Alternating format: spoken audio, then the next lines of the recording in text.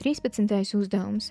Genoma sekvencēšana ir atklājusi vairākas mutācijas, un vairumam šo mutāciju nav ne pozitīvas, ne negatīvas ietekmes. Izklausās pēc diezgan neitrālām mutācijām, ne? Atbilde C būs pareizā. 14. uzdevumā jānorāda, kāda ir dzimuma vairošanās galvenā priekšrocība. Dzimuma vairošanās procesā jaunais organisms veidojas saplūstot dzimumu šūnām. Līdz ar to pēcnācēji ir ģenētiski daudzveidīgi gan savā starpā, gan atšķiras arī no vecākiem. Un tā arī ir tā priekšrocība. Kāpēc tā ir priekšrocība? Jo ģenētiskā daudzveidība palielina sugas izdzīvošanas iespējas. Ja pēcnācēji nav visi vienādi, rodas lielāka iespēja, ka vismaz daļa no viņiem būs labāk pielāgoti konkrētiem apstākļiem. Piemēram, ja mainās vide, piemēram, klimats, barības pieejamība, tad daži indivīdi var būt izturīgāki. Ja parādās jauni apdraudējumi, piemēram, kaut kādas slimības, ģenētiski atšķirīgiem organismiem ir lielāka iespēja, ka kāds būs pret tiem noturīgs. Savukārt, ja visi pēcnācēji būs ģenētiski identiski, kā bezdzimuma vairošanās gadījumā, viena nelabvēlīga faktora dēļ varētu iznīkt visa populācija. 15. uzdevumā jāzina komplementaritātes princips. Jums ir dots adenīns un jāzina, ka DNS molekulā tas savienojas ar timīnu, bet guanīns ar citozīnu.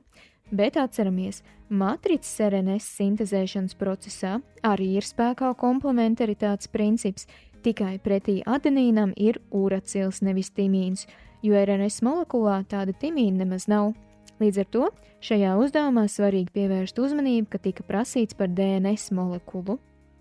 16. uzdevumā svarīgi zināt, ka vienam un tam pašam cilvēkam būs identiski DNS profili, līdz ar to vienkārši jāpaskatās, kurš no paraugiem sakrīt ar noziegumu vietā atrasto paraugu, un mēs redzam, ka L paraugs ir identisks. Atbilde B ir pareizā.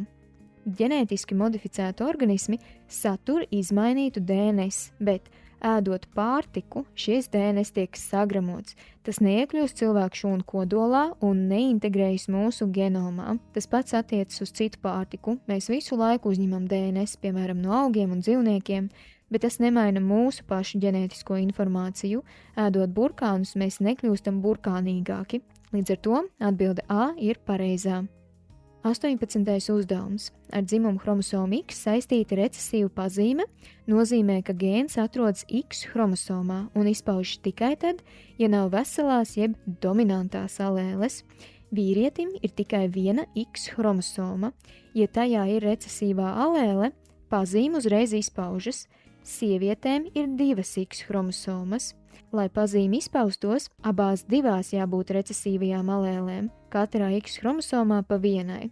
Ja tā ir tikai vienā, otrajā X chromosomā esošā dominantā alēle to nomāc un sieviete ir tikai nēsātāja, bet pati ir vesela. Un vēl ir trešais variants, ja katrā X chromosomā ir pa dominantajai alēlei, tad sieviete ir vesela un nav arī nēsātāja. Un tas nozīmē, ka vīriešiem ar dzimumu chromosomu X saistītās recesīvās pazīmes izpaužas biežāk nekā sievietēm, jo vīriešu genomā ir tikai viena X chromosoma.